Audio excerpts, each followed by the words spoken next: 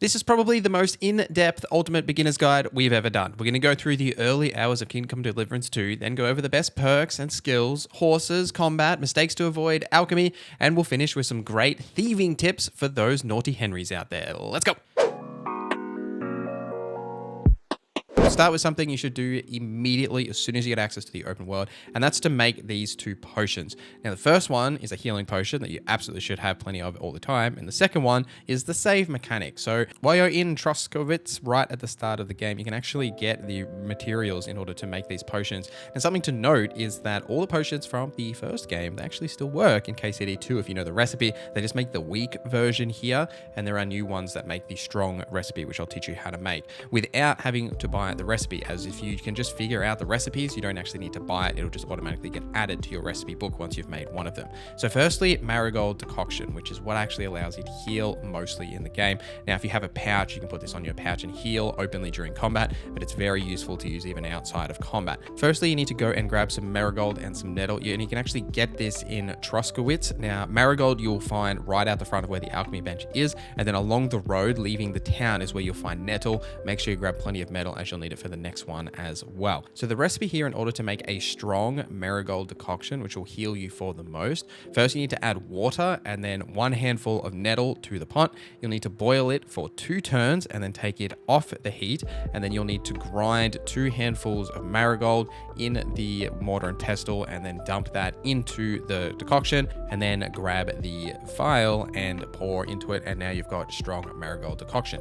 Now, if you have the right amount of perks, you'll be able to make multiple of these just by doing this once, so you'll be able to get more bang for your buck, which is something that's different from KCD 1. Savior Schnapps, on the other hand, you still need that nettle, but you actually need Belladonna, which is much harder to find out in the world. I would recommend you just go to the apothecary in the town and buy it. Now, any apothecaries will often have just Belladonna. Even dried Belladonna is completely fine to use here as well. So grab that and then go back to the alchemy bench. Now here you want to add wine and then add nettle, exactly the same as you did before, and then boil it for 2 turns, and then make sure you take it off the heat, and then you'll need to grind 2 handfuls of Belladonna in the mortar and pestle, and then dump that into the decoction, and then boil it again for 1 turn, take it off the heat, grab the vial and pour, and you've made yourself a Savior Schnapps. There are plenty of other potions that you can make. Now, you can obviously just go and buy the recipes if you choose to, but if you figure them out yourself or you remember them from KCD 1, they do also work. But these are the 2 main ones that you want to make sure you're stocked up on at all times, and when you are running low, just go and quickly make some more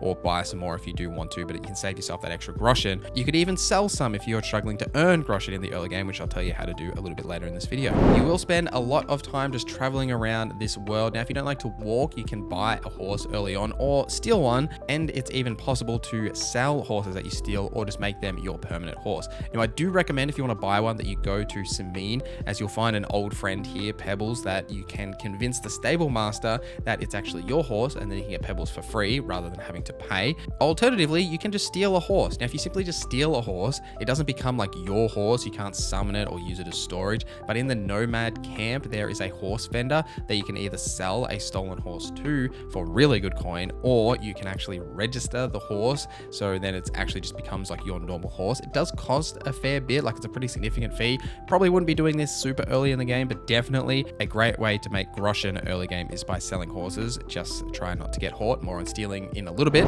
But Mutt is also back in KCD 2. One of the early side quests, you will have you sent around the map looking for Mutt. I do highly recommend that you do this quest and find Mutt, as he's a huge part of the game. He can help you in combat by attacking enemies, making encounters significantly easier, especially if you've got multiple enemies, because he can pull one of them away from you. You can also teach him a bunch of commands, like say hunting for wild game if you're looking for food, barking to distract enemies if you're trying to sneak in certain areas that enemies are guarding, or even just tracking quest objectives. In certain quests, he can actually track things for you, but he is super handy to have with you. Just make sure you do remember to feed him. Combat in the early game is quite tough as well, much like it was in KCD 1. KCD 2 requires you to get good at combat, both you personally and understanding and knowing the combos like from memory, as well as Henry's actual skill in game. Now, while KCD 2, you already have some of those basic combat skills you would have remembered from KCD 1 with most weapons, in the early game, I do highly recommend that you lean on a mace, a warhammer, or an axe, especially with a shield, as it's much easier to see success success with these weapon types compared to, say, a sword, which does require a lot more skill. And armored enemies are very common in the game, and they take much more damage from these weapon types as well. So definitely more beneficial to use those weapons until you get that proficiency up. But what you should be doing as well is heading to the Nomad camp. Now here you can do the combat training, which will teach you a free combo, but you can also learn the Master Strike from this trainer as well. Now this will require you to beat him in standard combat, which is quite challenging in the early game. So would recommend you not worry about this and come back a little bit later, because the Master Strike only works with swords now. So if you're not actually using a sword, there isn't much point in knowing this very early in the game. But ultimately throughout the game, there's a lot of these like combat masters that you can actually learn skills from. You can talk to them and just have them teach you like level ups for the skills. You can also pay groschen to learn new combos, which is actually how you learn combos now. Now, not all masters will know all combos, so you have to find certain ones. This does cost groschen, but it is absolutely well worth doing, as those combos will make significant improvements to your overall combat ability. And then you can also just like ask them to do general training, which will help you actually learn those combos and use those combos in combat, which I do recommend you do as well. Managing your nutrition and energy is a core part of your day-to-day in Kingdom Come Deliverance 2. Food is pretty easy to manage. Like, you kind of just need a little bit of food, and it does give you a little bit of HP recovery, by the way, as well. And you can buy food from grocers, taverns, bakers, or you can hunt it yourself out in the open world. But sleeping is the big one. Now, sleeping in the wrong bed, you can definitely get in trouble for doing this. Now, a lot of the main quest locations will have a bed available to you that you can sleep in and actually do the sleep and save because you own that bed. But while you're out exploring, I would recommend to pay the cost at taverns and lodgings. Now, this allows you to create a save when you sleep in those beds. Something to note as well is if you are thinking that you need to sleep as well, like consider, say, reading a book before you go to sleep if you do have skill books to learn skills, or say playing some dice because dice can get up your agility, or doing something like that while you're in that tavern and lodging space before you go to sleep, so you can actually help like level up those skills. Now, I would recommend to pay the extra fee so you have that room permanently. It does cost more, but it'll just save you having to like pay the extra cost down the road if you do come back to that inn, which you probably will do. Something to note is that these rooms always have like a magic chest in them that will store like an unlimited amount of things for you, that you can open that chest anywhere in the world and will always have that same stuff in it. Something to note is that you can access that chest without having to pay the room cost. So if you just want to like store some, say, crafting materials or something like that, you can just jump in there and store that without having to pay the room cost. I would also recommend washing yourself daily. Just like in real life, it makes it easier when dealing with people if you don't smell bad. The wash buckets will clean you to a certain point, but the bathhouses can remove all the dirt and also heal you, as well as other services on top of that. But you can also wash your own clothes now in certain like piers of water or streams. If you've got some soap, you can actually wash your own clothes without having to pay the bathhouse cost. At the start of the game, you have 0 groschen, and earning those few hundred groschen is definitely a challenge, but there are a couple of ways to speed up that process. Now, firstly, I did touch on the black market horse trader I mentioned earlier. It is pretty easy to steal a horse. Just obviously make sure you're doing it at night when it's dark. You can steal the horse, bring it all the way to the Nomad camp, put it in the right spot, and then you can sell it for a couple of hundred groschen. Very easy way to make a couple of groschen in the early game.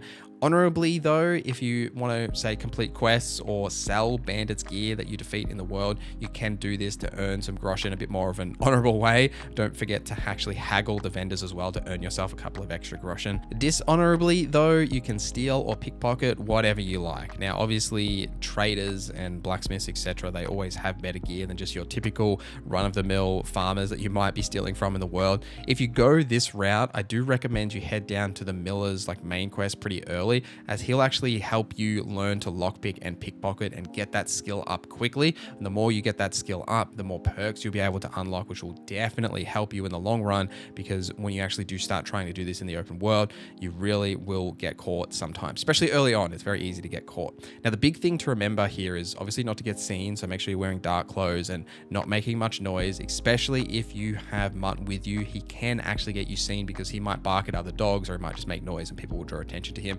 Make sure you move him away, tell him to stay somewhere else, or even say use the bark command to distract enemies if they are nearby. If a lock is too hard for you in the early game, which a lot of them will be, almost all NPCs have keys for their specific locked chests and doors. So if you know a shopkeeper is like going to go to sleep somewhere, or you can pickpocket his key, you'll be able to access the place later at night when it is locked. Or say if you're even just like standing over their chest and their chest is too hard for you, you can pickpocket them while they're asleep, take the key, unlock their chest, take take all their goods, and then away you go. You should then take your stealings to another village or the miller and sell them. Don't sell them in that same village, as you mostly likely get caught. If the vendor knows it's stolen, they won't pay you as much, but you can still actually earn a little bit of groschen. The miller will pay you more, but you can sometimes get away with selling like one stolen item at full price if it's amongst like non-stolen items. So that's something to mention as well. By the way, you can reset your perks at any time by drinking the Lithian water potion. You can craft this, you can buy it. All you need to do is drink it and it'll actually reset all of your perks. You'll still keep your skills at the same level. You'll just be able to spend those perk points again if you want to make changes or if you want to follow what we're talking about here in this video. We shall start with the best main stat perks. Now this is like main level, strength, agility, vitality, and speech. Those like main stats. Starting with main level, there's a couple of choices that you'll make here where you'll pick one perk and it'll lock you out of the other. One of the main ones that I wanted to talk about is Marten's Heritage versus Radzig's Heritage. Now for Marten's Heritage, you will improve faster in sword fighting, crafting, and survival, as all your experience with these will be gained by 10% higher. Now with Radzig's, it's heavy weapon, shooting, and scholarship. This option here, and for your combat skills, which we'll talk about when we get to them as well, is dependent on what you choose to use as your main weapon. If you're using a heavy weapon like a mace, an axe, warhammer, something like that, you definitely want to go Radzig's line to get that improvement up, as well as the shooting, but also scholarship, which is a very important stat in KCD2. But if you are mostly using a sword, then Marten's Heritage is the option you want to go, because you get that extra benefit to sword fighting as well as crafting and survival. And really, for me, I believe you should make this choice based on whether you're using sword fighting or heavy weapons mostly. And for me, because I'm using a sword, Marten's Heritage is the option that I went. Driven by Vengeance is another fantastic main level perk. Now, after killing an opponent in combat, you gain 10% more attack damage and faster stamina recovery. This effect lasts 30 seconds. Most of the fight encounters that you come across in the game, you'll be fighting more than one enemy. So having this trigger after you defeat one to get extra damage, but also stamina recovery, which is huge in combat, is absolutely fantastic to pick up early in the game as well. Two others in the main line I wanted to call out that you should grab as soon as they become available. Firstly is Heroic Vigor. Each level of vitality adds one extra stamina point. Stamina is so important to your success in combat, whether you're swinging a weapon, you're dodging, you're blocking, all that stuff, you're going to use that stamina. If you've got more stamina than the enemy, you'll absolutely see more success. And I'm also a big fan of well built. So as your strength increases, your carry capacity increases faster. For each level of strength, you gain 12 points of carry capacity instead of the usual 10. Everything is really heavy in this game. So the higher your carry capacity, the better, especially if you're going to be equipping 4 weapons into your like weapon belt. Those are going to be quite heavy. So the higher carry capacity you have, the easier it is to carry stuff, so you can then go and sell it or just lug around all of your goods. Let's cover a couple of strength perks. Now, one you want to grab is Train Hard, Fight Easy, both 1 and 2. So the required strength for all weapons will be 2 less for you. In general, if you have a lower strength than the weapon requires, you will deal less damage with it. Conversely, if your strength is higher, you'll deal more damage. Fantastic set of perks to grab for the early game, so you can then equip more higher level strength requirement weapons earlier. But then also, once your strength does get substantially higher, you'll do more damage. So always will be beneficial for you to grab these perks very early in the game. I'm also a big fan of like Hardworking Lad, Pack Mule, and Strong as a Bull. Essentially, this is mostly just for that carry capacity increase. We already touched on why that's important. The other perks in the strength line are really dependent if you are using blunt weapons or shield. So something like those heavy weapons from Radzig's Heritage that we were talking about earlier. If you are using those, obviously grab those perks, but otherwise they're like less beneficial. Agility is next. Now, Deft Hands 1 and 2 are important for the exact same reason that the strength variant is, so it lowers the requirement for agility for these weapons. And then if your agility is above that point, you'll do extra damage. Creeping Phantom is also good. When sneaking, your movement will be 15% faster. Can't go wrong there. And then if you are using a lot of slashing weapons, grabbing Finesse, or say piercing weapons and grabbing Viper is also important. Just depends on your chosen weapon usage. Vitality, there are 2 perks in the Vitality line that I wanted to call out. One of them you can get very early in the game. That's Thick Blooded. You will bleed noticeably slower. Still, if you don't bandage up, you'll die eventually. You'll just have more time. Very good for avoiding bleeding, which is a massive problem if you are bleeding out and you're still fighting. You can't bandage yourself in the middle of a fight, so it does make that process a lot easier. Also, next to Godliness is one of the best perks that I think I've used. So washing at a tub or a pier or taking a bath in a bathhouse will cure you 10 points of your health. Plus, if you go to bed clean, you'll heal 25% faster while you sleep. The main thing here is that when you wash, you get that 10 points of health. I can't tell you how many times that I have been in a fight or I'm just wandering around town and I'm missing like a slither of health. This will help you just maximize that health and actually fill it all the way. Also, something to note here is that if you have clothes in different outfits that are all dirty, you can wash yourself with one of the outfits, put on the second outfit, wash yourself again. That's 20 points of health for free just for washing yourself in a basin, which you should be doing anyway. We should also wash every day. There's a few good speech perks that we will call out. Firstly, Silver Tongue, you get a +4 bonus when haggling, making it easier to negotiate better prices. Obviously, this will save you a ton of groschen in the long run. It doesn't seem like much when you say you're haggling with people for like 1 to 2 to 10 groschen, but ultimately across like a long playthrough, if you're doing this a lot, you're going to save yourself a bunch of groschen. You're going to earn yourself even more by haggling the price that you're selling gear. Very beneficial. Jack of all trades is great as well, so you gain a bonus of +2 to skill checks. You'll also get twice the amount of experience from these skill checks. Fantastic just for the bonuses to skill checks, as there are a lot of skill checks in this game. You will be doing that a lot, so that +2 will never set you wrong. And then a really good combat combo that I absolutely love is Battle Cry and Dreaded Warrior. So Battle Cry, if you use Battle Cry during combat, you deal 10% more damage. This effect lasts 20 seconds. And then Dreaded Warrior, if you use Battle Cry during a fight, not only will it give you more courage, but it also puts fear in your enemy's veins. As a result, their morale will decrease. They are more likely to give up, run away, or just generally find it harder to fight you. Just a great combo, as you can Battle Cry very easily by just like bringing up the speak and then Battle Crying. I've used this in a bunch of combat encounters just to get that extra 10% damage. Hugely beneficial just to give yourself free extra damage, especially if you're fighting a large group of people. Scaring a couple of them away isn't a bad thing by reducing their morale, but also just that extra damage is always fantastic. Speaking of combat, we'll cover some combat perks here. Now, combat for the most part here is going to be dependent on the weapon you're using. Like obviously if you're using swords a lot, you're going to want to invest in those sword skills and those perks, same as heavy weapons or whatever that line is. But make sure you are doing the training with the masters to learn their combos, as well as increase your skill with that weapon. Now you can ask them to train you and just increase that skill by paying some groschen, or you can ask them to fight, which will also increase your skill, which is very beneficial to do in the early game, as the lower your skills with these weapons are, it does make a significant difference to your overall combat output, and it's a big struggle in the early game. I'm going to save a bit more of an in-depth breakdown of each of the weapon types, their strengths and weaknesses for their own video, but we will cover some warfare perks, which are general across the board, regardless of your weapon usage. Firstly, Hardened Veteran 1 and 2. So in combat, your stamina will regenerate 10% faster. This is fantastic because everything in combat is required to use stamina. Blocking, dodging, attacking, even trying to get combos off and actually not running out of stamina by the time you get like that third strike in the combo.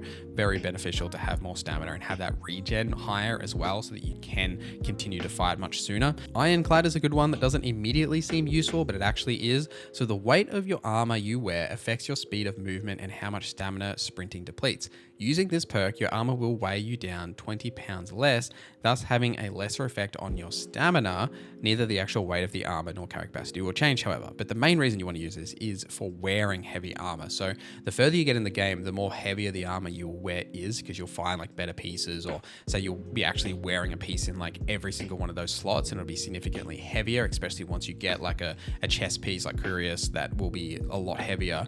So lowering the actual like weight of these weapons so your stamina recovers a lot faster. It also allowing you to sprint and move is very beneficial in fights when you are outnumbered, so you can actually move yourself into a more beneficial position quicker. Speaking of fighting multiple enemies, there is a 3 perk combo that's fantastic here. Unbreakable, if you are outnumbered in a fight, your stamina will recover 20% faster. One Man Army, when you're outnumbered in a fight, you deal 10% more damage, and against all odds, when fighting against superior numbers, you gain a +2 bonus to strength, agility, warfare skills. The first two are the main two that I do recommend. Stamina, because you're going to be blocking a lot when you are outnumbered. That helps keep that stamina up. Plus, just dealing 10% more damage allows you to defeat enemies faster. Cannot go wrong there. The best secondary perks. Now, this is a big line, but we have a few perks that we'll go through for most of these that are well worth getting. Something to note here is that scribes can actually sell you books that you can read to increase a lot of your secondary skills. Definitely worth doing to go and buy some books, read them, and then you can just sell them again once you've read them. Obviously, you will lose a bit of groschen from that, but it definitely helps you get these skills up faster so you can unlock some of these perks earlier. Firstly, in the alchemy line, let's talk about Secret of Matter. Every time you successfully brew a potion, you get an additional potion of the same quality, and then if you get the second tier of that, you get even more additional potions as well. This essentially replaces like the auto brew from KCD 1, it means you'll get more just for doing it once. So a lot of the times, if I need to make a potion, I'll just go and craft it once and I'll get like 6 of them just for that one crafting, which is really great to do. Water of Life is fantastic. So healing potions like the Marigold decoction will heal you 25% faster. This is great because now you can actually put them on your belt so you can use it while you're actively fighting someone, which will then allow you to get that health back in the middle of combat and not die as easily. Secrets of Secrets. If you follow the recipe precisely and your brewing time is perfect, you can brew potions of exceptional quality. So what this means is you will typically have, like, say, a weak version of a potion, a normal version, and then the strong version of that potion. This will unlock like a Henry's version, which is significantly higher, better value. Now, this is fantastic for like the Marigold decoction, so you get an extra 20 points of health for that recovery, but also anything across the board, it will just improve its overall effects. So well worth actually getting this perk. Craftsmanship is mostly focused on blacksmithing and maintaining your gear. It's only really useful if you're actually doing a lot of your own gear maintaining, which I haven't found to be as much of an issue here as it was in KCD 1, as there are so many repair vendors like everywhere. And then blacksmithing, there's only really one perk I want to call out. So firstly, we'll talk about locksmith, which is useful for everyone. So when picking locks, your thievery skill will count as 3% higher, so it'll make it easier. Plus, when you craft something at a forge, you'll get some lock picks out of it, so beneficial there as well. But also Martin's Secret, you'll now be able to forge weapons of the 4th, i.e. the highest quality. Weapons of this quality cannot be obtained in any other way than by forging them yourself, and their strength and effectiveness is unmatched. So this will then allow you to craft weapons of that highest tier. Fantastic for combat use because they'll obviously deal more damage and have better effectiveness, but also great for selling because they'll be worth more. So if you're using a lot of blacksmithing to create some groschen for yourself in the game, definitely worth doing. Drinking and horsemanship, I don't have any specific ones here. Obviously, if you want to drink a lot of alcohol in the game, drinking perks are fantastic. Same with horsemanship. Now, horsemanship will probably become more interesting once the horse racing has actually been properly implemented into the game in one of those future updates. But I do want to talk about one perk in the Houndmaster line, well, actually multiple. But firstly is Defender. In combat, Mutt will be tougher and will take 10% less damage from enemies, and Sikkim is also great for the same reason because Mutt will essentially act as like your companion when you're fighting a lot of enemies. We talked about how difficult that is a little bit earlier in this video when you do have multiple enemies on you. This will allow Mutt to stay in that fight for a lot longer and actually damage enemies and pull at least one enemy away from you where he's like fighting someone and then you can fight someone. It just helps balance those situations out when you're outnumbered. I also really like Bark. This is good for stealth. So you've taught Mutt to create a ruckus and draw attention to himself. This can be handy, especially when you need to sneak somewhere unnoticed. You can now get him to bark by selecting the relevant command under commands. Now, this is great if you have people around an area that you want to sneak into or access. You can have Mutt go into a certain location and bark, pull enemies over there. Then you've got that free access to the door or the chest or whatever you're trying to get access to. It does actually become useful when you're trying to do some sneaky stuff in towns. Scholarship is the next one. Now, by the way, you can increase your scholarship stat by reading any book. It doesn't have to be a skill book. So anytime you pick up a book or find a book, well worth just reading it to increase this stat for a couple of reasons. Firstly, because liberal arts is one of the best perks in the game. You're able to recognize the difficulty of skill checks, but not your chances of succeeding. You'll still have to decide for yourself whether it's worth the risk. The effect of your reputation isn't taken into account in the displayed difficulty. So this is an important one because you will do a lot of skill checks in the game. It's very common, and being able to see how hard that skill check is quite important, because when you are looking at these screens where they say like what your actual stat is up the top and then they have that option, just because your stat is high here doesn't necessarily mean that you're going to pass that check, especially if it's a very hard check. This allows you to see how hard that check is going to be to pass. Now, it's so beneficial because if you do fail these checks, you do lose a bit of reputation, so it does help. It also allows you to know if you're trying to convince someone to give you something like a piece of information or an item, what have you. That knowledge is really helpful. Fundamentals of Medicine 1 and 2 are both fantastic. The first level of this, bandages will be 25% more effective and the healing effects of food will be doubled, but you also recover faster when sleeping, so you will take less time to fully heal. Both of these are beneficial for your overall healing aspects of the game, which is something that is quite hard to do to maintain. So the more perks you can have that lean into this, the better. And I'm a big fan of Fundamentals of Theology. You'll be able to pray at shrines, crosses, and similar places. If you do so, you'll receive a buff that can protect you from mortal injury in combat and restore 25% of your health. The effect lasts for 12 in-game hours. Fantastic if you know there's going to be quite a challenging quest or area that you're going to. Use this perk. That'll then allow you to survive a mortal hit. There is actually a vitality version of this called Die Hard, which essentially essentially does the same thing. It just doesn't require you to pray. It's a bit of a later game perk, but if you can get that perk as well, both of these are fantastic.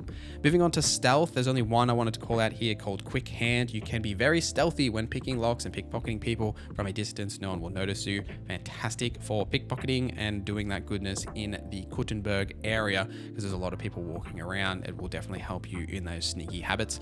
Survival, nothing specific I wanted to call out here. Like if you're doing survival stuff, definitely beneficial. Master Fletcher is the only one I wanted to call out specifically as like a general perk, because your arrows and bolts have better ballistic properties, so they fly faster, travel further, and have more penetration. Definitely great to pick up. Last but certainly not least is Thievery. Now, Thievery has some fantastic perks for the thieves, obviously, but one thing to note that's different from KCD 1 is that because pickpocketing and lockpicking are together now under this one perk, you level them both up together, so you can pick up some fantastic perks for both. Silent Fiddler, absolutely amazing. Grab this super early. You're almost silent when using a lockpick, and if it happens to break, the sound will be 75% quieter. Great for lockpicking, especially at night, so you're not making any noise. And Rapid Flight is fantastic early perk for pickpocketing.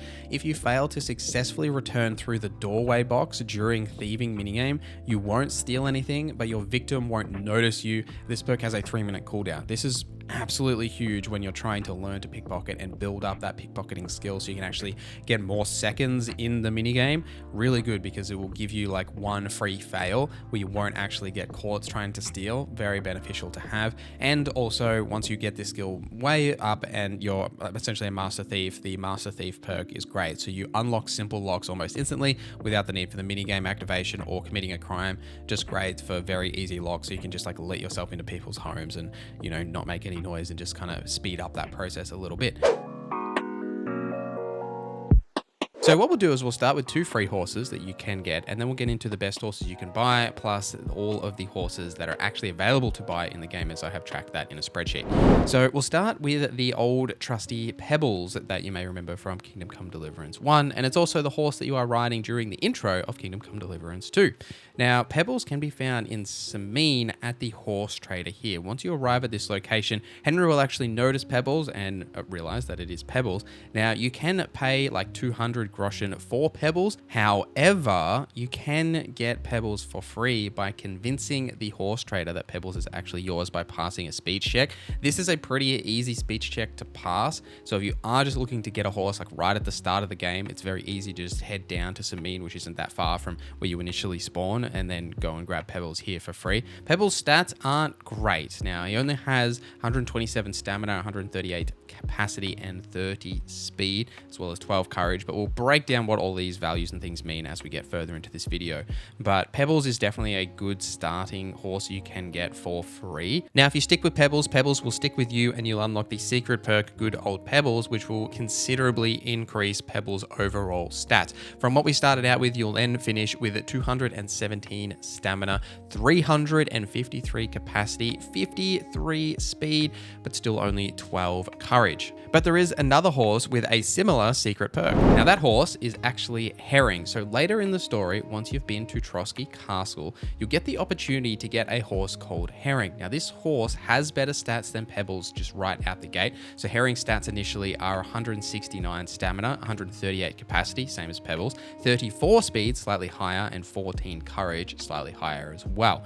Now, what's unique about Herring is that once you've used Herring for a pretty like extended period of time, this didn't happen to me until much later in the game, that I just randomly got this pop-up in the top corner saying like red herring perk unlocked.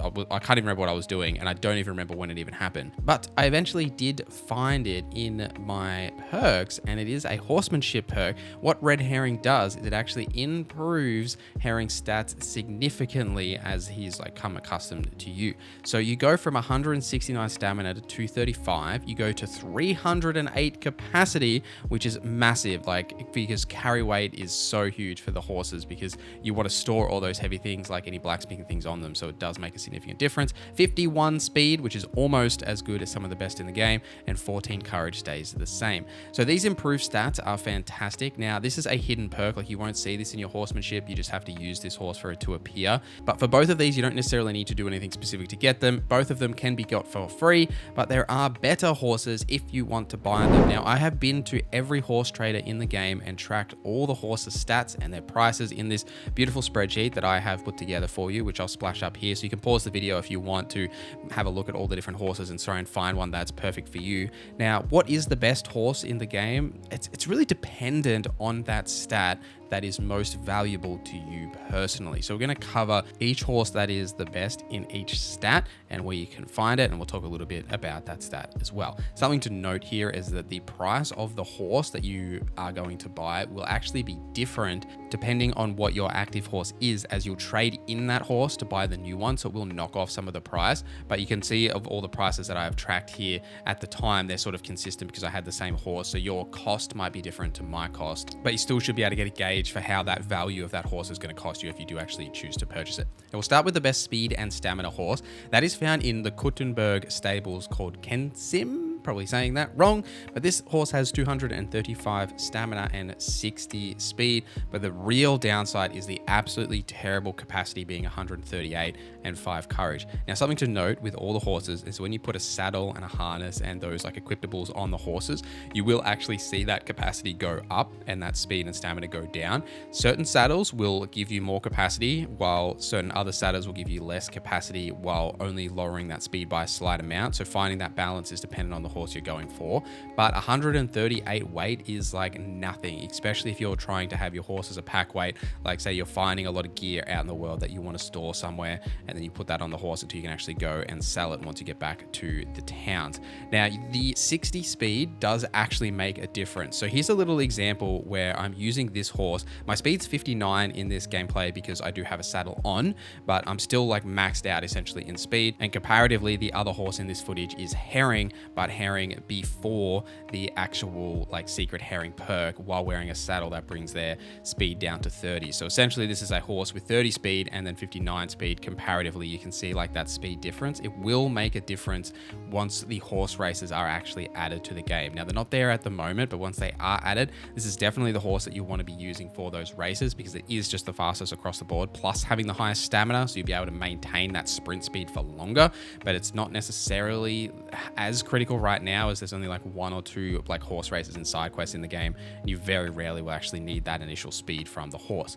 The best capacity and also actually the best courage horse is actually found in the Malashov stables. This is also in the Kuttenberg region. It's just like down to the southwest of the map. Now, down here in Malashov is where you'll find Erdl, one of the horses. This horse has 140 stamina, 368 capacity, 48 speed, and 30 courage, which is the max. So capacity is the main thing here. You want that 368 capacity because then they can carry all of your blacksmithing goods, any alchemy things, any gear you pick up, you can put it on your horse till you get back into the town, you want to sell it, you want to use it, etc. It does make a significant difference. Now, also because that capacity is so high, it makes it hard to accidentally go over that value, whereas a couple of times when I was using a horse that just had like a maximum speed, I would be over that weight limit and I'd go to sprint and the horse just like wouldn't sprint because they don't sprint if you're over their weight limit, then they'll just like kick you off if you keep trying, which is a little bit annoying. But Erdl is a beautiful looking horse as well. Like I love the plaiting in its mane, but it's also just like a very nice black, which I do quite like as a horse. Now, courage is the other stat that Erdl is maxed out on. What courage is relevant for is if you choose to fight while you're on your horse, which you can do both with a sword and a bow and a crossbow, etc. You can fight enemies on your horse. You can charge into enemies and stay on the horse and fight.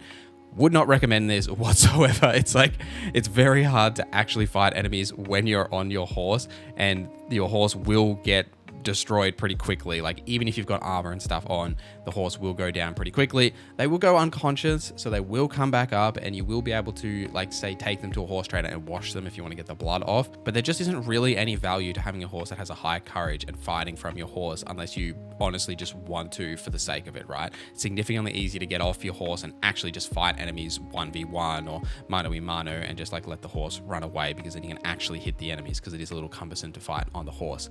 Now, other than these two horses, which one of them is obviously maxed out with capacity and the other is maxed out with speed.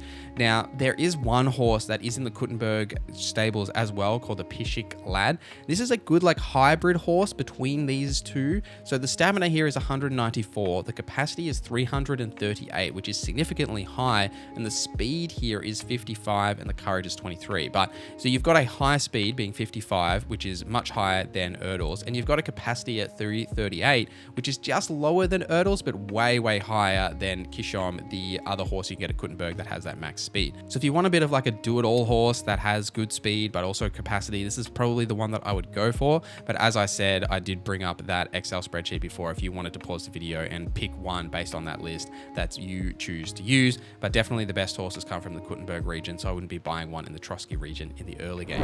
However, something I would do in the Trotsky region is steal horses and sell them for profit, because you can steal horses and sell them to specific horse handlers in the world. There's one of these in each of the region. However, it's really only beneficial in the Trotsky region, but you can do it in Kuttenberg.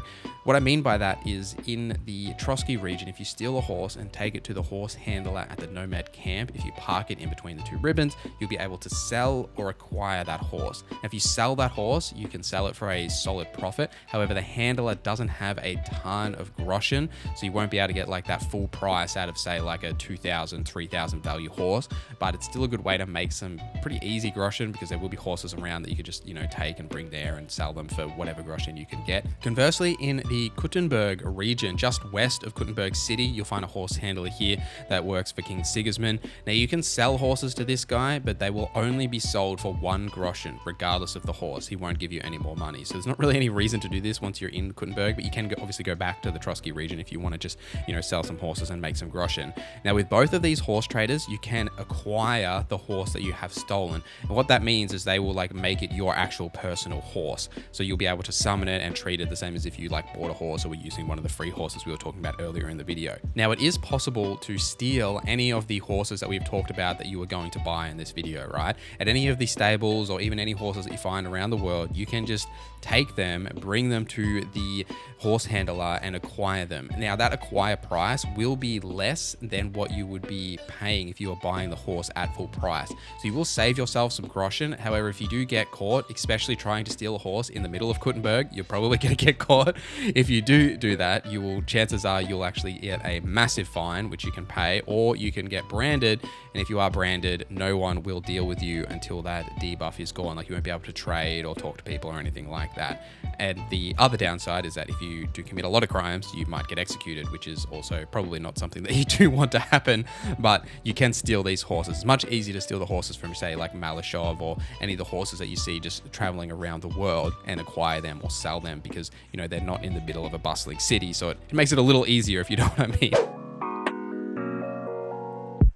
We'll start with some general how combat works stuff, as combat is quite different in KZD compared to other games. Now, the main difference that you'll notice is the directional markers when you lock onto the target, indicating the directions that you can attack from, as well as the directions your opponent can attack from. You can tell what direction your opponent is currently facing or using because of the way that they're holding the weapon. Now, these directional options will change depending on the weapon you are using. With a longsword, for example, you have 4 options, including the bottom one. For a polearm, you've only got the bottom 3, and the heavy weapons, you've only got the top 3. When you see an enemy swing at you, you can parry that attack with left trigger. You'll see a shield icon pop up, and then from there you can actually directly counter attack, which you'll see the indicator then have like these 2 blue shields cross. Now, you can also dodge as well, which is a good way to get behind enemies, especially in unarmed fights, so they can't actually block you because they're not facing you, so you can get a few hits in. Obviously, your primary goal in combat is to defeat your enemy by hitting them and trying to aim for locations that they don't currently have covered. Now, they can still block these attacks, but the easiest way to guarantee hits on enemies is via using combos as well as master striking. Now, all weapon types have their own combos, and you can learn a ton more during the game, and I'll tell you exactly where you can find all the combo vendors later in this video. But first, let's talk about the different weapon types and master striking. So we'll start with swords, as I think swords is the primary weapon that most people will use, and it's definitely the one that I use the most.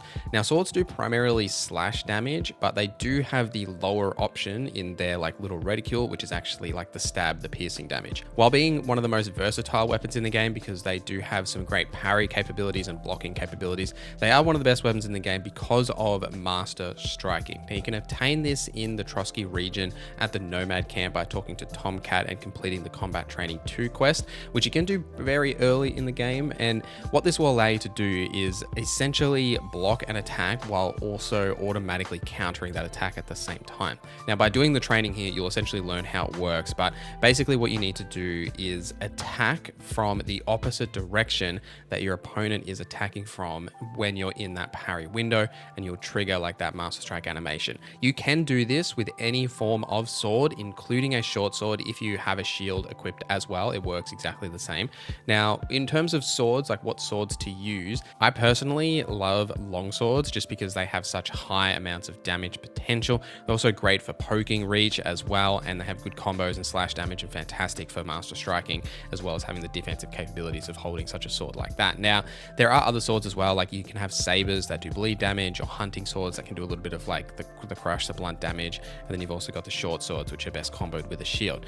Now, swords also use the agility skill line, and if you want to increase your slash and stab damage, you should grab those Viper and finesse skills in the agility line, which will absolutely help for this line. There's also a couple of other skills I would recommend to grab in the swords line, first being opening strike. If you successfully wound an opponent by a strike to an uncovered zone, it will be more difficult for your opponent to block your subsequent attacks, and also slice and dodge. Each of these subsequent sword strikes in an unbroken series will deal more damage than the previous one. A series of strikes can be interrupted by a successful block, dodge, etc, etc. Regardless of the weapon you are using, you definitely want to grab like all of the perks in that line as you do level them up, because the more you use that weapon, the more that skill will increase, which will then give you perk points that you can spend. Also, if you are using long swords, Arm of the Beowulf is fantastic because it allows you to either have a shield or a torch in your offhand when you're wielding a longsword. Pretty much you'll never actually put a shield in your offhand, but you can. It'll just change your swords to the short sword combos, but you should, because at night having a torch in your offhand is super beneficial when it is very dark. Heavy weapons, on the other hand, are encompassed around either a warhammer, an axe, or a mace. There's a couple of things to note here. Axes deal slash damage, so there's less benefits to actually using an axe other than the aesthetics of it if you choose and you like the heavy armor combos. The main reason you want to use heavy weapons is because the maces and hammers all do blunt damage, which is fantastic to break heavy armor. So when you see enemies that are in plate armor and they're fully kitted out, using a heavy weapon will actually deal more damage to them than using a sword and dealing that slash damage. Heavy weapons also use the strength skill, so if you have a high amount of strength, it's beneficial to get into a clinch with enemies so you can like overpower them by like pushing them back and then hitting them, but also in that strength line is where you'll be able to find the blunt weapon increases just to your overall damage. A couple of skills here as well. You should grab the Sundering Blow.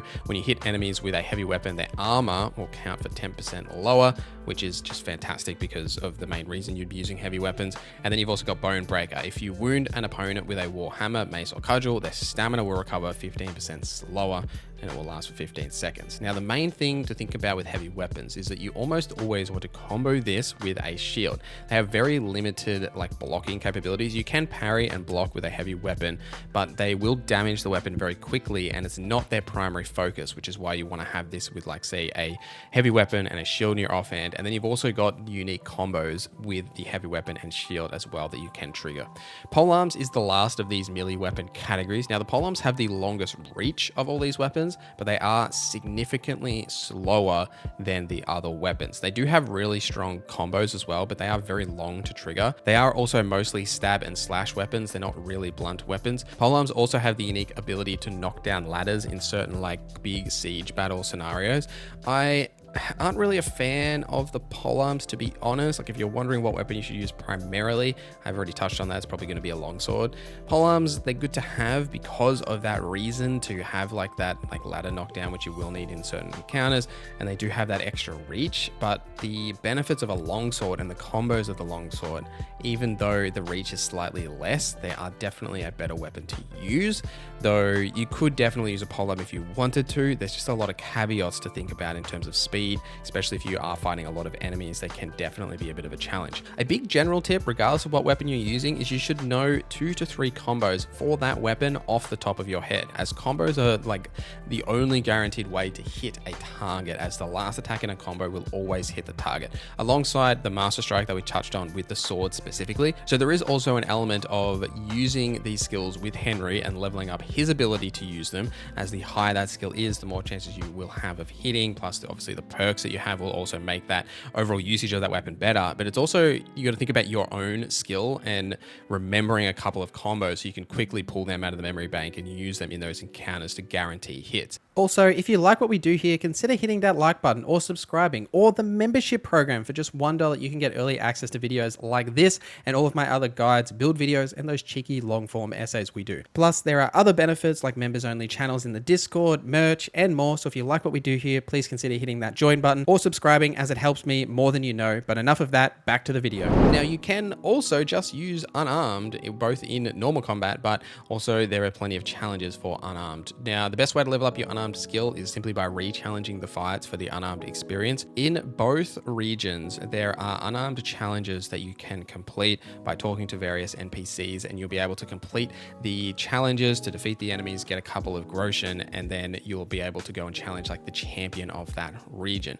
Now, the best thing for unarmed fights, especially when you're fighting the harder enemies, blocking and then counterattacking doesn't work as well with unarmed, especially against the like highly trained people. The best thing that I have found is to dodge, get behind the target, and then swing those fists, because they will have a much harder time to block you. And often if you can get one hit in, you can then get multiple hits while they're like in that stagger animation of being knocked back. Some skills to think about for unarmed: Sandman is definitely one to grab. Now, this doesn't help you with unarmed combat, but it makes it generally easier for you to knock out and stealth kill someone. Fantastic skill to get if you are interested in stealth killing or knocking out people, which you will need to do sometimes during the main story, but also if you're just a big fan of that whole like gameplay, fantastic skill. Jawbreaker is actually good for unarmed fights. Now, each of your subsequent unarmed attacks in an unbroken line will do more damage than the last. Just like how I mentioned how you can dodge around the enemy and then keep swinging, if you can get multiple hits on the enemy, that will increase the damage that it's doing. And then Sting Like a Bee. After the first 30 seconds of a combat in which you are unarmed, your attacks will be 30% stronger and your stamina will recover 30% faster. So essentially, in these harder unarmed challenges, and if you're just choosing to use unarmed generally in the game, if you just kind of like wait 30 seconds, you're going to get 30% stronger attacks and 30% faster recovery. So definitely surviving that first 30 seconds and then going ham is very beneficial. If you are trying to get the unarmed combos, you'll get a couple from the typical combat vendors that we'll touch on in a bit, but you'll also get one combo by defeating the champion in each region. Now, in the Trotsky region, that is the herbalist Barnaby, which is north of Trotsky Castle, and in the Kuttenberg region, it's the Gravedigger, who hangs out at the cemetery in Kuttenberg, but you'll actually need to defeat the other challenges in the region before you get pointed there. Marksmanship is another skill which involves your bow, your crossbow, and your gun. There's a bit of a push and pull here between these weapons. For a bow, for example, it has the fastest reload, but the weakest range and often the weakest damage. Crossbow is the second fastest reload, but also much higher damage potential and much higher range and penetration. Gun, on the other hand, is just so slow to reload. However, the benefits here is like 9 times out of 10, it's a one-shot kill if you can actually hit the enemy, because it's very hard to hit. Now, something to note about a gun is if you are choosing to use one, essentially you're only going to use it to start an encounter, because you just can't reload in combat. Like, it just takes way too long and you just won't have the option to do so. A bow and a crossbow, especially a bow, you definitely could use one as like a primary weapon. Crossbow is a little harder to reload when you are being attacked, but especially because if you've got mutt, you can use them to sick them and like pull their attention away from you briefly. But also, if you're not wearing heavy armor, you'll be able to run a bit faster to get a bit of distance away from them to be able to shoot. The best way to level up your marksman skill is by doing the archery competitions that you'll find at Trotsky Castle as well as in Kuttenberg. And something else to note is that the Dollmaker potion is absolutely incredible to poison your arrows and crossbow bolts with. What this will do is it will prevent enemies from from being able to sprint. This is not only fantastic against enemies to stop them from sprinting at you if the first shot doesn't kill them, but also for hunting in the wilderness. So you can use this to stop the deers and whatever you're shooting from sprinting away. If your first shot doesn't kill them, they'll just like walk off and you'll be able to still hit them and then finish them off. A couple of skills to point out here. Salvo, after each shot you get a short-term buff during which you reload and aim faster. This is fantastic for using, say, the bow or the crossbow to actually just reload fast so you get more shots off. I'm also a big fan of Hail Shot First. Your first shot will deal 15% more damage, which is primarily the way that you're going to be using these ranged weapons, is as your first shot in combat. If you're wondering what to use here, I would typically lean towards a bow or a crossbow. I personally use the crossbow through most of my playthrough, but there is a bow you can get much later in the game that is very strong, and I actually ended up just switching to that as like my primary ranged options. Barely use guns, so there is a gun maker in Kuttenberg, by the way, if you want to like get some better guns or just invest further in that line. It just didn't seem as beneficial to me because you can only really use it to start the encounter. There's just not a lot of benefits to using it during combat. One other thing I wanted to note before we talk about the combat vendors is that the best like sword in the game is a longsword, and it's actually Sir Radzig's sword. Now at a certain point in the story, once you've reached the Kuttenberg region, you will just get this weapon. I won't talk about exactly how because it is a spoiler, but once you have this weapon, you can actually take it to the blacksmith and reforge it, and it essentially becomes the highest damage weapon in the game. Being a longsword, it is one of the best weapons in the game, and also now once you reforge it, has significantly higher damage than all the other swords. If you want to use a different sword, you can use the dueling sword, which when you craft it with the Marten's Secret perk in the craftsmanship line, you can actually make it that additional higher quality, which will increase its damage significantly, but it won't be as good as the reforged Radzig sword.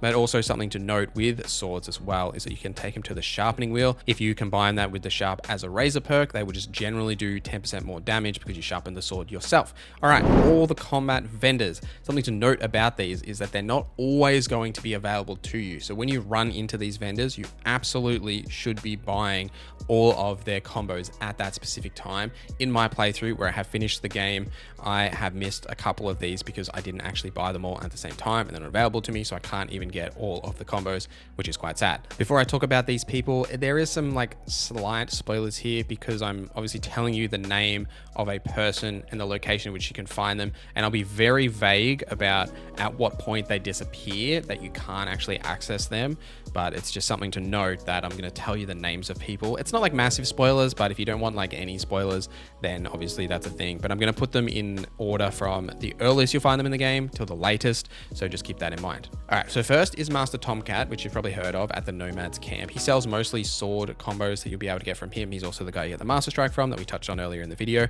Captain Gnarly in Sameen is next. He will give you heavy weapon combos as well as a polar arm combo. Now he will become available after the Jaunt side quest when you first go to Sameen. However, he can become unavailable based on a choice you make after the wedding, so just keep that in mind that as soon as he's available as a vendor, you probably should go over there and buy those combos from him.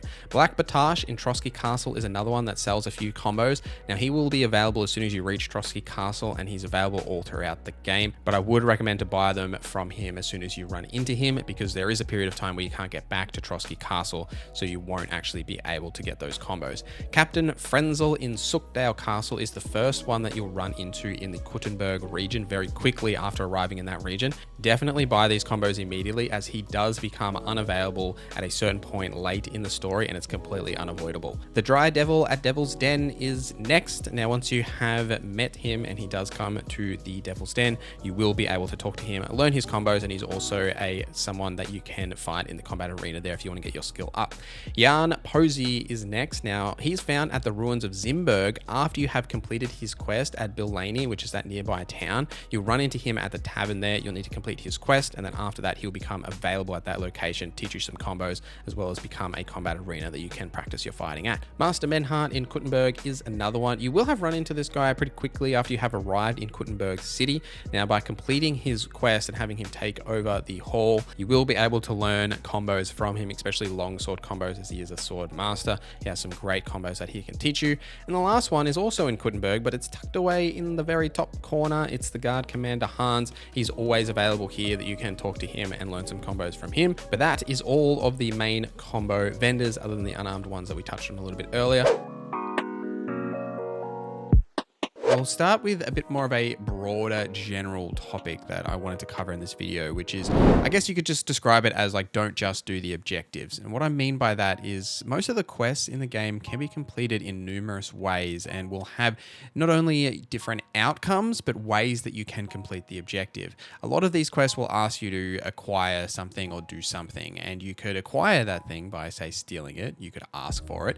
You could do something for them, and often the quest marker itself doesn't directly tell you the only way that you can actually achieve that outcome, and using a bit of brain power will actually help you as well. I'll use an example from a side quest where this lady is looking for a Thunderstone for whatever reason. She's absolutely desperate to evolve her Eevee into Jolteon, I guess. Now, in order to acquire this Thunderstone, she sends you over to another town. The gentleman that has the Thunderstone, he is actually the leader of the local fighting ring, and you can fight him for the Thunderstone if you can convince him to put the Thunderstone up. You can convince him to show it to you, or you could simply just pickpocket it from him. And then that will lead you down another rabbit hole for the rest of the quest. But I just wanted to point out that specific example, that there are multiple ways that you can acquire this one item in this one quest, and that is exactly the same for any of the side quests and main quests across the game. A lot of quests as well can only be completed at certain times of day, or they're more beneficial to complete at certain times of day. So if you're trying to steal something, you probably want to wait until night. Use that time valuably, read a book, play some dice, which also increases your agility and can win you some groschen.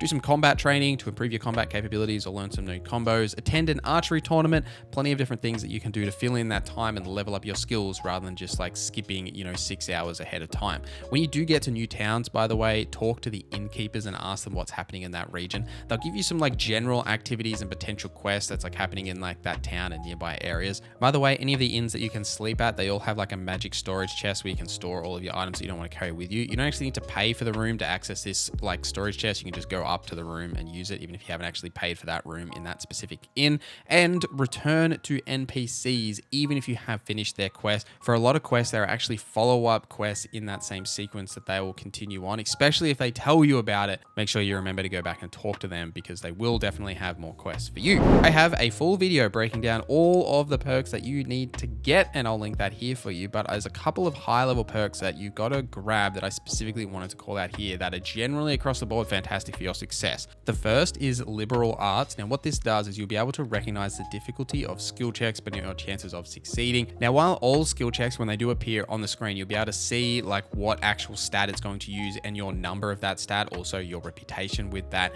NPC is very important as well for your chances of passing that. What this does is actually tell you specifically how hard that check is. Just because you have a high stat and you choose an option doesn't mean that that skill check is the same difficulty as all of them across the board. They are all vastly different, and this will then allow you to actually see how difficult that is. I do really like this perk. Also, Jack of all trades is fantastic, as it gives you a +2 to all of your speech checks as well. So that is a fantastic burst to grab if you're doing a lot of speech.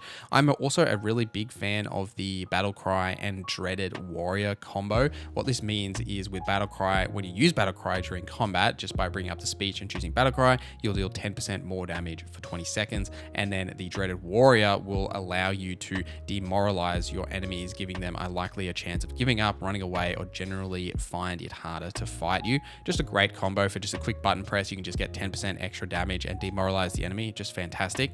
The last perk that I'll give you in this video, go and watch the full video if you want more, is Next to Godliness. This is a hugely great perk. It's just free healing. Can't really go wrong there. Now, this is a vitality perk, so anytime you wash yourself in a tub or a pier or anything like that, you just get 10 free hit points. Can't tell you how many times I've been so close to full health, or you just want that little bit extra. Another thing to note as well is that if you have multiple clothes that are dirty, if you say wear one set and wash yourself, you'll be able to switch to the other set and wash yourself again. That's then 20 health points that you're healing rather than the 10. Fantastic across the board. Don't buy a horse. There are multiple ways to get one for free. Firstly, you can actually find the trusty steed Pebbles in Sameen pretty early in the game. You can actually convince the horse trader here to give you Pebbles for free, because Pebbles is unfortunately not a very good horse. So you'll be able to convince them to give it to you for free. And there is another horse that you'll get later in the story. If you just continue the story, they'll give you a horse at a certain point if you haven't already got one. So if you're not desperate to get one in that early game, you can do that. A couple of other options as well is that there are black market horse vendors. There is one at the Nomad camp in the Trotsky region, and then there is one in Kuttenberg to the west of Kuttenberg. There is a black market vendor there. What you can do with these vendors is is if you steal a horse and put them in the designated spot next to that vendor, you can actually acquire that horse for a significantly less cost than if you were to actually buy them. Using the Peshek Lad here as an example, it costs about 7,000 groschen if you just want to buy it. If you want to acquire that horse by stealing it first and then going to take it to one of those vendors, it's about 3.5 depending on what you can haggle. The downside to this method is that if you get caught stealing horses, you'll likely get branded or executed, so just be careful of where you are stealing them from. But if you get away with it, you get a horse for significantly cheaper, or you can just get one of those free ones that do mention there. I am also working on a video of where you can buy the best horses in the game, but that will come out very shortly. Alchemy is broken and it's absolutely fantastic. Now, we talked about the Marigold and the Savior Schnapps and their importance in my beginner's guide. However, something to note here is that while you can buy the recipes for your potions and poisons from alchemy vendors, if you can figure out the recipe on your own through trial and error, you don't actually need to buy that recipe. Same if you just want to like Google the recipes from the first game, you can then use that in this game. It'll unlock the weak versions of those potions, and then you can sort of figure out the normal versions via that method. A couple of potions you should be making. The first one is Painkiller. What this does is it lessens the effects of wounds and reduces the amount by which maximum stamina decreases with health. So what that means is that you can keep your stamina high, which will help you stay in those fight encounters for longer. This does require Poppy, Comfrey, and Marigold. To make this, you'll need to grind 3 handfuls of Poppy and add it to the cauldron, and then you'll need to add a handful of Marigold and use the bellows and boil it for 1 turn, and then add a handful of Comfrey and boil for 2 turns, and then finally distill, and you'll be able to make a stronger version of that Painkiller brew. I'm also a big fan of the Aqua Ventalis, which reduces the loss of health and slows bleeding depending on its quality. This only requires Dandelion and Marigold and water to make, which is very easy to get and is one of the early recipes that you'll probably get. I use both of these for a lot of combat encounters, especially on my pouch, obviously with the Marigold decoction as well for healing. So then I've got a way to keep my stamina high, lower the amount of health that I lose when I do get hit, as well as heal with the Marigold decoction on my pouch. I can use that in combat. A couple of other ones that I would recommend is Nighthawk and Cockerel. Nighthawk will lay to see better at night. It does lower the amount of like energy you use, but that's not really why you want this. You want it so you can see better at night, so you don't need a torch. Fantastic for the stealth bros out there that want to steal and kill and do all of the naughty things that you can do in this game. This needs Eyebright, Belladonna, and Chamomile. I won't go through the recipe for this or Cockerel specifically, but Cockerel will increase your energy, and if at good quality, it also slows tiring. You only need Valerian and Mint for that. Cockerel will essentially mean you don't need to sleep, so if you stay up all night stealing a whole bunch of things, then you can use this to replenish your energy, especially for scenarios where you can't actually sleep. Something to note for all the potions we've just touched on and all the potions is that there is a perk in the alchemy line called Secrets of Secrets. What this perk allows you to do is create like a Henry quality of a potion. As long as you use fresh ingredients and get that recipe basically like 100% correct when you make it, you'll get a Henry quality, which is like significantly stronger. For example, with the Marigold decoction, the strong version heals 40 HP and the Henry version heals 60, and it's across the board. All the Henry versions of the potions are significantly stronger, so getting that perk ASAP is definitely something you want to do. Moving on to some blacksmithing, there is a similar perk in the blacksmithing line that will absolutely be worth getting, and that is called Martin's Secret. Now, this perk is in the craftsmanship line, and what it does is it unlocks the 4th like highest quality of weapons, but specifically for weapons that you can craft. Now, something to note in the game at the moment, there is only a select amount of weapons that you can craft, being swords and a couple of axes, but because swords are probably the main weapons you're going to be using, whether it be a short sword or a long sword, you can then create that tier 4 version of that does so much more damage. So an example here being this dueling longsword that I've crafted at tier 4, you can see that its damage numbers are much higher. It's also worth a lot more, so if you want to just like create these to be able to sell, you can absolutely do that, but that quality really does make a difference, especially if you have the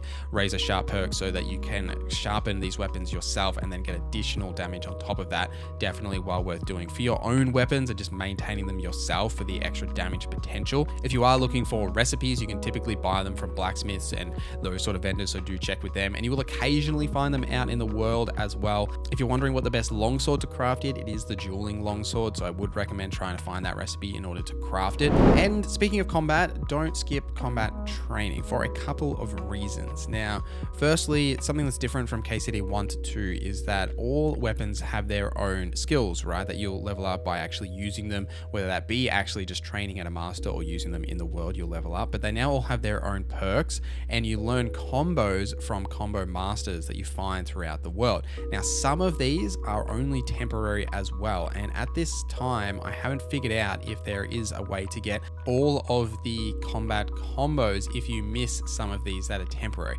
Now, they are temporary because of, say, story progression or things that might happen in the world that, say, moves that NPC around. But there are a few of these NPCs spread across the Trotsky region and the Kuttenberg region. When you come across these like combat areas and you see the combat master standing there and he can actually teach you these, I do highly recommend to spend that groschen cost to learn those combos at that specific time when you come across them, because some of them are hard to find, but also if you say forget and just like miss those combos, I don't know exactly where you'll be able to find those specific combos again. I am working on tracking all of the different combos, and I might make a video about that specifically. I haven't decided at this point, but let me know if you're interested in that in the comments down below. A couple to point out in the early game is that there is a combat master in the Nomad camp. That's the very first one that you'll go to as part of the like story. That's also the guy that'll teach you Master Strike. The captain in Samin does become a trainer once you have completed that initial quest with them. And there's also one in Trotsky Castle when you get access to that at that specific point. And then there's plenty more in the Kuttenberg region as well. Like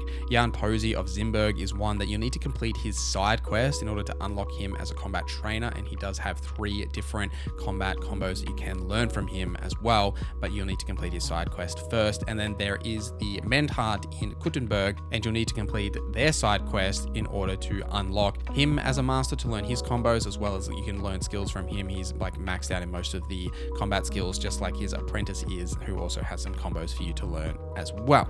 Now, speaking of general combat stuff too, I do want to touch a little bit on, say, like some general combat tips, because combat is quite challenging in KCD. Now, something to note is that in the early game, you should expect combat to be significantly hard, right? Like, it's part of the challenge of the game is actually Henry learning how to use all of these weapons and like leveling up his skill, but it's also your skill that you need to level up as well. Like those combos we were just touching on, there's no point in learning them if you're not actually going to use them. And because you can't always check in the menu at that given time to say, oh, how do I do that combo again? You kind of need to remember that, like a couple of those main combos and just have them as like your trusty, reliable ones that you'll always be able to use in combat and try and execute them as much as possible. Because even if they block the first 2 hits of a combo, you'll always hit the third. So it's definitely well worth using those combos in combat. But also like the Master Strike that we did touch on a little bit earlier, once you do have that unlocked, is actually leveraging that when you do use swords, because you can only use that with swords now as well as unarmed. But ultimately though, like don't be afraid to run away. Like it's very common here that you get surrounded by a lot of enemies. Firstly, you can try and position yourself in, say, like a choke point, like if there's a door or a fence or something, like position yourself so that they aren't all going to surround you and just beat the crap out of you. If you can try and fight them one-on-one, like have them go through the door, you can like poke through the door and like keep pressure on that way. Also, if there are archers, position them behind the enemies because they will be less inclined to shoot over the top of their friends to try and hit you. And also don't forget about Mutt, right? You've got Mutt with you. You can tend him to sick him, which will then attack those enemies. He'll also pull enemies away from you, which definitely helps. And a massive thing to remember here is to unlock. So when you enter combat, you will lock onto that target, which gives you like that reticle to use like your combat abilities, right? There is a button that you can unlock on the PS5. It's R1. On Xbox, it'd be like RB. You can use that to unlock and reposition yourself, also to turn around and run the hell away if there are too many enemies. Don't be afraid to just run away and go and hide. That definitely works as a strategy for survival, but it does help to unlock and reposition yourself, as you can then have full control of your camera rather than being like locked onto those targets. I found that to be highly useful. Skills are so critical in KCD, and actually re-leveling up a lot of those skills from KCD 1. Now, scribes can sell you skill books that you can then read for essentially free stats. And then once you've read the book, you can just sell it back to them to get some groschen back. Now, there are the skill trainers that we touched on a little bit, like the combat ones, but there are skill trainers. So basically all the skills across the game, you'll see them marked marked on your map if there is a skill trainer that you can spend some groschen to level up your skills that way. But you can actually just buy books and get essentially a free level from reading books. Some books will give you multiple, depends on like your skill level with that skill. Generally speaking, you should be spending time leveling your skills if you want to use them, especially some skills we're going to touch on in a little bit in this video. There are a ton of skills that you should be leveling up and spending time to level them up because it will make such a difference in the long run. The scholarship skill, which is now your like reading skill because you do know how to read in KCD2, leveling that up is actually important for dialogue checks as well, because if Henry has a lot of history knowledge about the world and everything, you can pass a lot of checks just by your like knowledge of what's happening in the world and like the political drama, which I've actually found to be quite useful. So don't sleep on that scholarship skill either. Now, stealing made easy. Stealing is something you will do if you choose to participate in KCD. You don't have to, but a big tip to point out is that if you're trying to say steal like a vendor's good loot, now these locks will be like very hard locks. They'll be very hard to open. But something to note is that most of these vendors, they only lock their front door with like an easy lock, and because they always carry keys to their shop, you can unlock that easy front door, walk up to them, they'll probably be sleeping if you've timed this right, and then you'll be able to pickpocket them, take that key, walk down to wherever their shop is and go and open their chest that contains all of their entire shop inventory, including all of the groschen that they have. And all you've had to do is unlock an easy lock rather than a hard or a very hard lock. So if you enjoy a bit of the stealth and stealing gameplay, that absolutely saves you from having to unlock those very hard locks, which are very hard to unlock in the early to mid game. And if you want to sell that stolen goods, if you have the partner in crime and the hustler speech perks,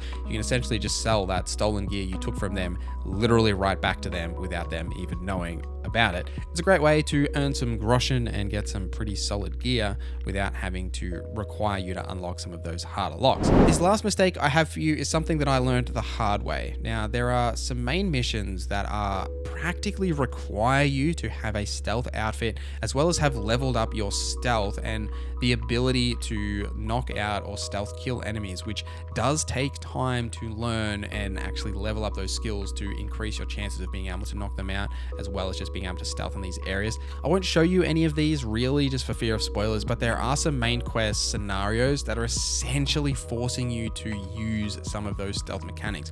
You don't have to, right? But it does then require you to go full frontal and swing that big sword or do whatever you're doing, and it makes that significantly harder because there are a lot of enemies in those areas. So having leveled up your stealth is definitely important to do. Now, you can level up your stealth either by reading books like we talked about earlier, or by, you guessed it, actually just stealthing around. There are plenty of enemy camps around the map and in cities as well that you can just wander around in stealth that will level you up, right? Like if you just stay in stealth and follow someone that's on patrol, you'll eventually level up that skill. I also would recommend to get the unarmed perk Sandman. This allows you to stealth kill or knock out enemies easier, which does make a significant difference in these environments. Also, don't forget like the common stealth advice to check your noise levels by the gear you're wearing, as well as wear darker clothes to decrease the visibility. And also in KCD2 now, you can actually throw rocks to distract enemies to have them turn around, especially if they're facing you. You can have them turn around so you can walk up behind them and stealth kill them. Absolutely beneficial to do.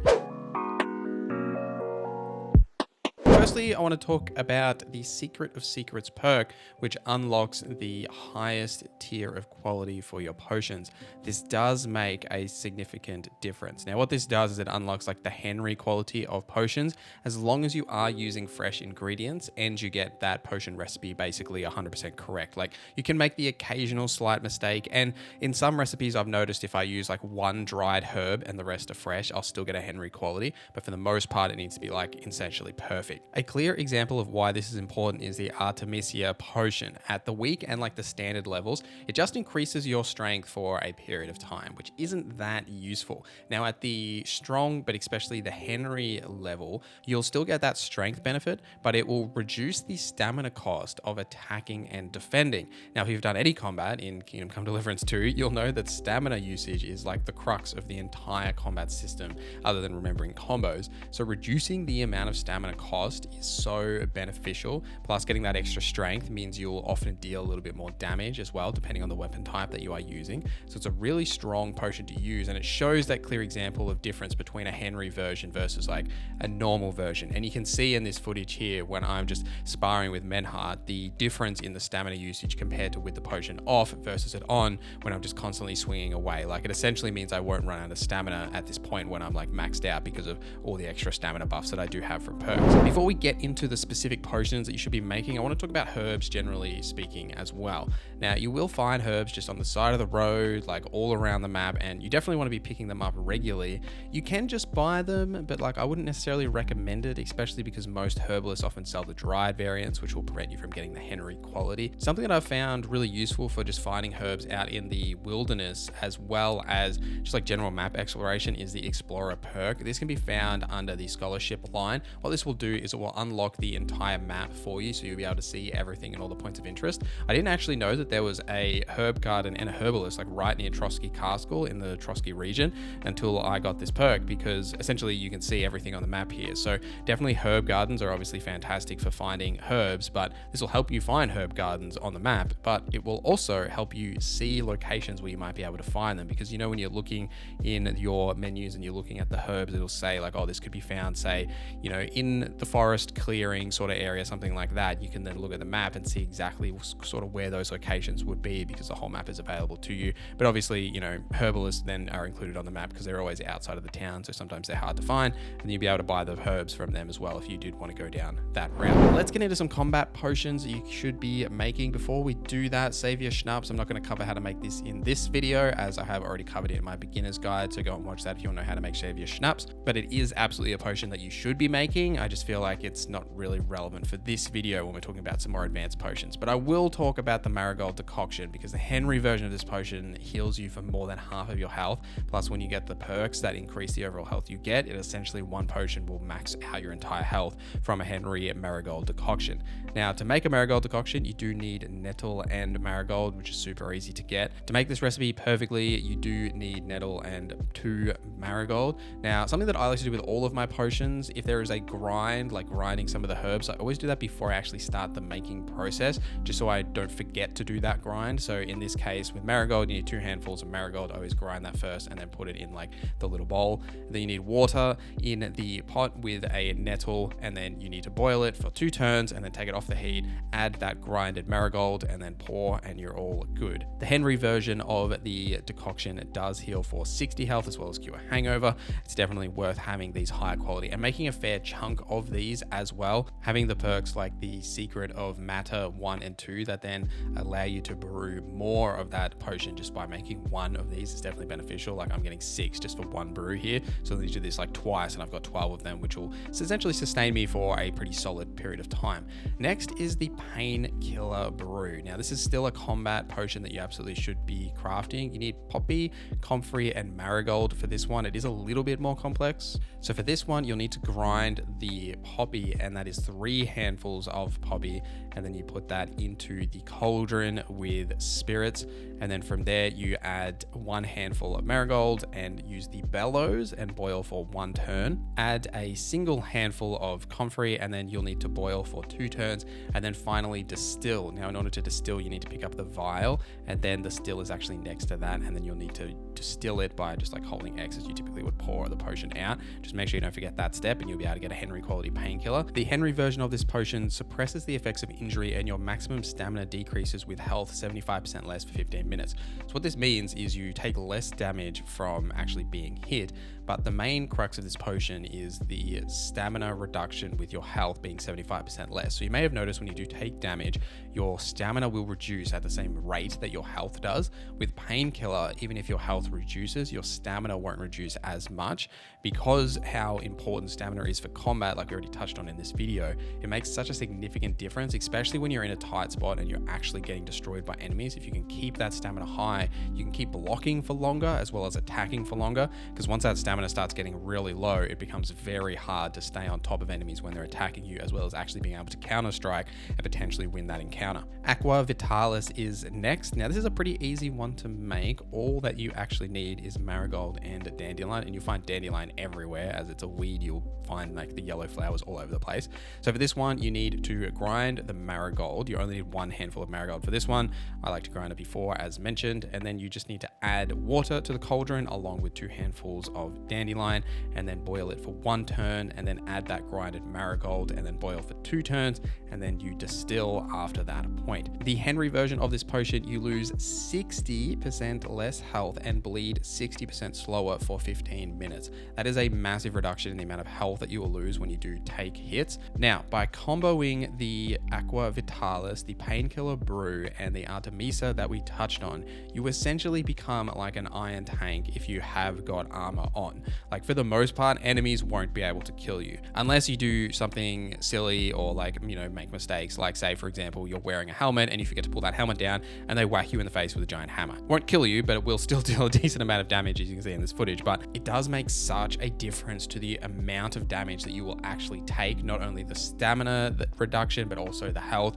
And when you're in scenarios where there's lots of enemies around you, it really does make a difference having these potions active. Now, make sure you are equipping them on your belt on whatever like your combat set is. So for me, I like to have like the marigold decoction on one, and then like the Painkiller Brew and the Aqua Vitalis, and then the Artemisa on the other, so that I've got all of them available and then I can equip them. Because once a combat starter counts, you can't use things from your inventory. Before that you can. So with a lot of these ones that last like 15 minutes, you can, if you know that that combat encounter is coming, you can equip them beforehand. But like, it's just something to note that you should definitely be putting these on your pouch. The best stealth potions to make, there are 2 that you should be making, namely 1 for the most part, but the second one is worthwhile in the early game when you're still trying to get that thievery skill up. The first being Nighthawk. So in order to make Nighthawk, you need Eyebright, Belladonna, and Chamomile. Now you'll need to add water to the pot and then grind the Eyebright. Now you need to grind 2 handfuls of Eyebright and then add that to the pot, and then you need to add Belladonna, and it's just 1 handful of Belladonna.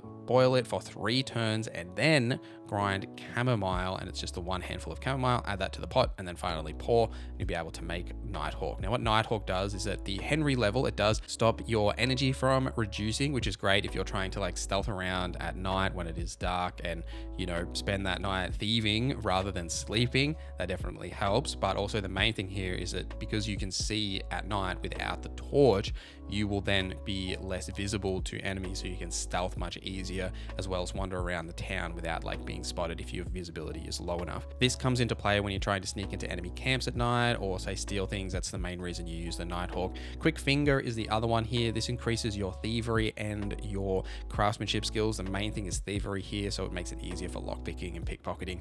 Mostly usable in the early game. Once you get enough perks here, thievery does become significantly easier. So in order to make this, you need Valarian, Eyebright, and a Cobweb. Cobwebs can be found in like destroyed houses, typically in their chest. You'll find a couple of cobwebs there. In order to make the Quick Finger, you'll need to add water to the pot and then add the Cobweb as well as 2 handfuls of Eyebright, and then boil that for 3 turns. You'll then need to grind 2 handfuls of Valarian and add that to the cauldron, boil for 1 turn, and then finally pour, and you'll be able to get the Henry version of the Quick Finger potion. One more really good potion, especially for you night dwellers, is the Cockerel. What this does is increases your energy, and it also lowers you from tiring. So if you don't like the whole sleep mechanic, this can essentially like prevent you from ever needing to sleep, basically, because you can just pop this every day and keep yourself without the need to sleep. So in order to make this, you do need mint and Valarian, just 2 handfuls of mint. So you need to grind those 2 handfuls of mint and add it to the cauldron along with spirits,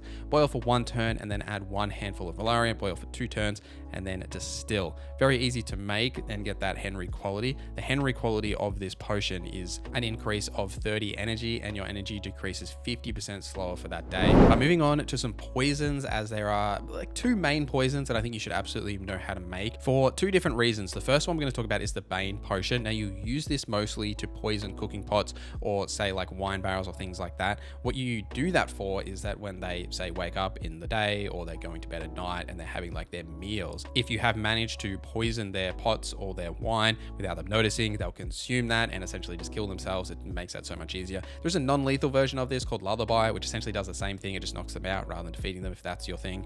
Now, in order to make this, you'll need wormwood, belladonna, and the Armata muscaria mushroom, probably saying that wrong.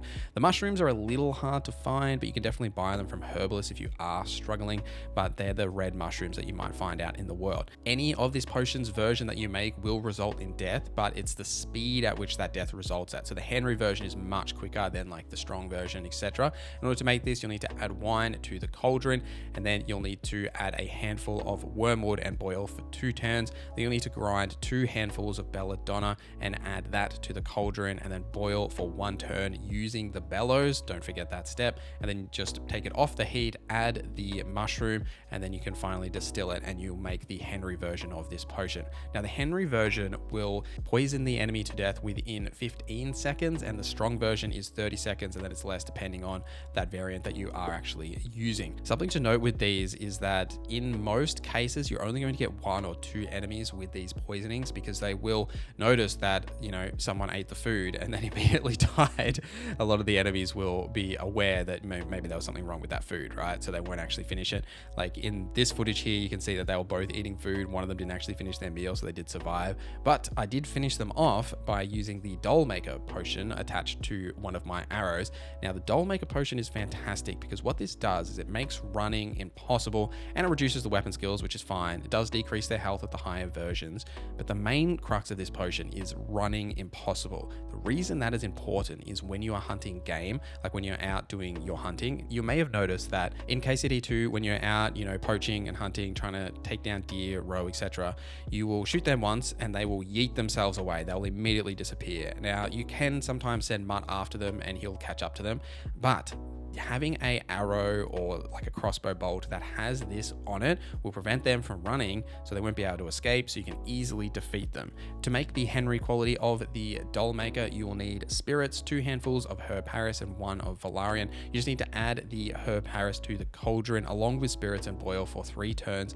Grind the handful of Valerian and then add that to the cauldron, boil for 2 turns, and then finally distill. Primarily, you want to add this to your arrows, but you can add it to like your swords or anything like that if you want to. It will then prevent enemies from running away from you if you do have that, like, you know, scary sort of intimidation look that you can get with Henry, especially in the later game, that enemies run away from you a lot. This will stop them from running away if you want to defeat them, as well as decrease their health, like from that like damage over time effect that it does have. But the last tip that I have for you today is the reason that I have told you exactly how to make all of these potions in this video is because then you don't need to buy the recipes from the herbalist. It may sound tedious to go through all these potions one by one, but if you just make them in the game based off the information I gave you in this video, you will unlock the recipe without having to buy it. It'll appear in your journal, so you won't have to spend that extra groschen in order to get the recipe for yourself. So make sure you go back, pause the video on the potions that you want to make when the recipe is on the screen, and you'll be able to make them for yourself. We'll start with some general stealth stuff, and then we'll get into some more specifics around lockpicking, pickpocketing, and a great way to cheat the system. Stealth in Kingdom Come Deliverance 2 is very similar to Kingdom Come Deliverance 1, but what that means is that there's a couple of like stats you need to pay attention to. One of them being your visibility, and the other being noise. These are the primary two. Now, noise is definitely the main one. Now, depending on the clothes that you're wearing, you'll make a certain amount of noise. Say, for example, if you are wearing completely heavy armor with chainmail and all that good stuff, you will make a lot of noise. This is actually reflected in the sound that you make when you're just like walking around the world. But that noise will draw the attention of guards, of dogs, of NPCs, of everyone if you are trying to sneak around at night. Now, conversely, if you take off all of that heavy armor and you're just wearing, say, like some shoes, some pants, you don't even have to wear a shirt, like to begin with, really, you'll be making significantly less noise, and it's much easier to stealth around in the dark because you won't be making that noise. Speaking of making noise, something to note is that Mutt will make noise and draw attention of guards and NPCs during the night, because he does bark and just make noise and grumble around. So if you are trying to do some nefarious activity at night, make sure you make him stay, like use that command to make him stay wherever you want him to stay, and he can stay there. Or you could actually use the bark command, which is one of his skills. Once you have unlocked that, you'll then be able to use bark to actually draw the attention of guards, say if they're blocking doors or something like that. Now, the other stat you want to pay attention to is visibility. So what that means is your armor, say if you're wearing shiny armor, or say you've got like a white shirt on, something like that, your visibility will actually be higher because, you know, you're much easier to see in the dark. Whereas if you're wearing black clothes and all black, your visibility will be lower. That's reflective and important, because when you're stealthing around at night, as you might expect, when it is, you know, dark, you want to be less visible so you can stealth around without actually being seen. Now, because you probably don't want to have a torch out while you're doing this, right? Because torches will make you much more visible to people. You definitely want to be using the Nighthawk potion. Now, we did touch on how you can make this in my alchemy video. Go and watch that if you want some specifics. But if you use this potion, you'll actually be able to see in the night without actually having a torch, which is hugely beneficial. A couple of things to note before we get into the actual activities of stealing things is that if a NPC has dogs, you either want to have the dog's best friend perk that prevents them from barking or drawing attention to themselves if they see you, or if you don't have that perk, you can actually just drop some meat on the ground. When they see you, they'll eat it and then they'll calm down and leave you alone. NPCs will actually wake up if they do hear their dog barking or like making noise, so pay attention to that. Another thing to note is that if you are opening and unlocking doors, make sure you close that door on your way through, because NPCs will notice if a door is open that they remember locking. They will be aware of that, then they'll actually go and check their goods to see if anything was actually stolen. So closing those doors will prevent that from actually happening. The lockpicking minigame is very hard in the early game until you get not only some skills, which we'll touch on a couple of those, but also just your general proficiency. Now, what you need to do is move the cursor around until you find the window where like the yellow dot is actually glowing, and then you just need to turn the lock and keep the dot in that window where it is glowing and like follow it all the way around, and you'll unlock the door. That window of where it will be like glowing gets larger the further you get into the game and the more your lockpicking skill goes up. So the more locks you open, the easier this becomes, especially for those like very easy and easy locks. It does definitely become a lot easier. One of the very early game perks that you should be getting is the Silent Fiddler. This makes such a difference to prevent you from waking up NPCs when you fail a lockpick. Like say if you like break a lock or even just like slip and like have to start again, just preventing that noise from happening, very, very beneficial. Much later in the game, you'll be able to get the Master Thief perk, which will allow you to unlock very easy locks, like just without actually going through the minigame, which does make a significant difference. Tool Master is also a great lockpicking perk, so your lockpicks are more durable and take longer to break, which will then also prevent you from making that noise as much. The Nightcrawler perk, by the way, is also fantastic for stealthing around at night. This will give you a bonus to your strength, agility, vitality, and to your stealth, making it significantly harder for enemies to see you when you are trying to do these nefarious activities. Pickpocketing, on the other hand, does take some significant time to actually get rolling, because to pickpocket someone, you need to point your camera at their pouch. They do have a back and a front pouch. You need to point your camera there and then hold that rob button.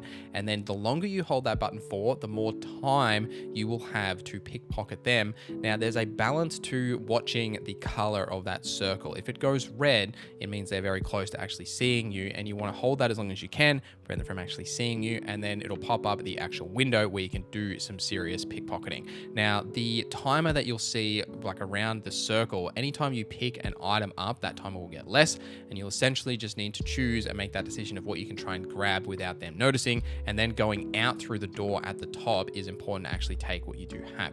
Now, a perk that you really want to grab early on here is Rapid Flight. This is an amazing perk in the early game because very often you won't get a ton of time in that lockpicking minigame, and it's very hard to say grab something and then quickly go out through the door. This will give you a like cooldown where say every 3 minutes, if you fail going through that door, they won't notice you and there'll be like no punishment for it. It helps you get that skill up, helps you learn how to use the lockpicking as well. Now, a big tip that I did mention in another video, but it makes such a difference to this like entire stealing and doing these sort of activities, is the fact that when you go into a shop, right, they are going to have hard and very hard locks on their shop inventory chest as well as the shop doors. Something to note is that the traders and the NPCs that run these shops will have keys to those locks. Just like any other NPC in the game, NPCs in KCD2 always have keys to their specific doors and chests, and you can grab them and then you don't have to go through that lockpicking minigame. Now, something to note about pickpocketing is that there is no like hard, very hard, etc. for pickpocketing. Some people will notice you more or less, but if they're asleep, you have a much higher chance of being able to pickpocket them and steal their keys. How you can use this to your advantage is that NPCs often don't have these like hard and very hard locks on their like home front doors, or like say the door to their bedroom. They're typically like easy, very easy.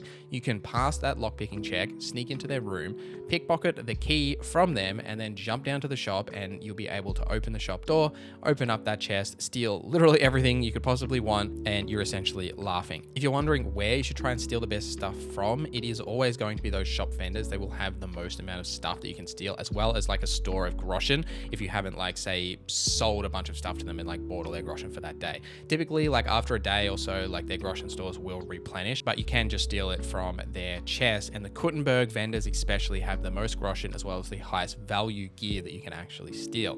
Now, where should you sell those stolen goods? You definitely don't want to try and sell it back to those vendors unless you have the Hustler and the Partner in Crime speech perks.